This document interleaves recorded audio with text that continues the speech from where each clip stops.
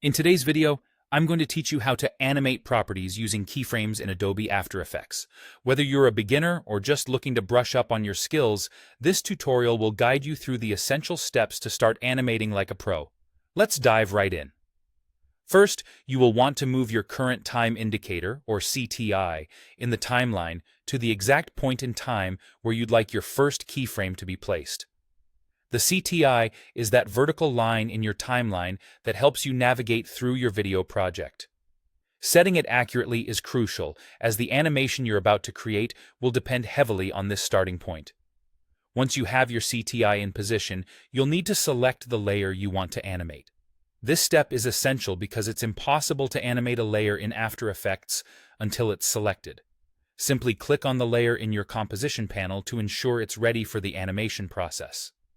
Now that your layer is selected, it's time to expand the layer's properties so you can see all the elements available for animation. Look for a small triangle next to your layer name.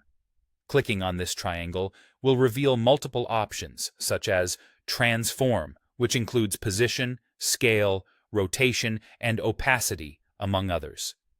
These are the properties you'll be working with to bring your animation to life. With the properties expanded, locate the specific property you wish to animate. Perhaps you're looking to move your layer across the screen, which would require adjusting the position property, or maybe you want to change the size, so you'd focus on scale. Regardless of your choice, each property will have a small stopwatch icon next to it. Clicking this stopwatch is crucial, as it sets your first keyframe at the current time. It's like telling After Effects to start paying attention. You're marking the point in time where your animation will begin. Next, move your CTI to another point in time where you want to introduce a change. This could be seconds or even minutes later, depending on how gradual or abrupt you want the change to be. Once you've positioned your CTI, it's time to make adjustments to the property you've chosen to animate. For example, if you're working with position, you might drag your layer to a new location on the screen. If you're adjusting scale, you can change the size of your layer.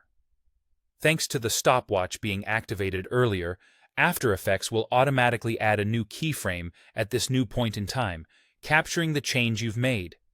And there you have it. By following these steps, you've successfully created an animation in After Effects using keyframes. You can repeat this process as needed, adjusting and fine-tuning your animation to achieve the perfect look for your project. Thank you for watching, and have fun experimenting with your animations.